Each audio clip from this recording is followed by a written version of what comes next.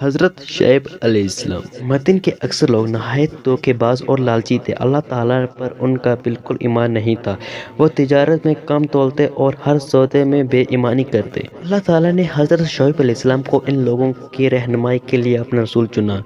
حضرت شعیب علیہ السلام انہیں سمجھانے کی کوشش کرتے مگر وہ لوگ ان کا مذاق اڑاتے، لیکن انہوں نے ہمت نہ ہاری۔ کچھ ہی لوگوں نے ان کی بات غور سے سنی تو ان کے دلوں پر اتنا اثر ہوا کہ وہ اللہ پر ایمان لے آئے۔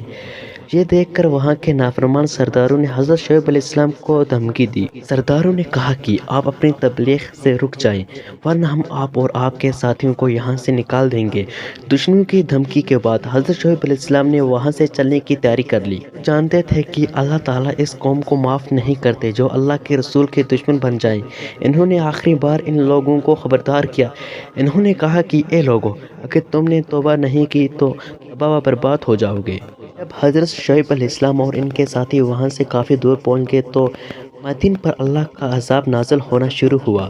سب سے پہلے وہاں گرمی اور جس کی ایسی شدید لہر آئی کہ وہ لوگ پریشان ہو گئے۔ پھر ایک دن آسمان پر دور ایک کالا بادل نمودار ہوا۔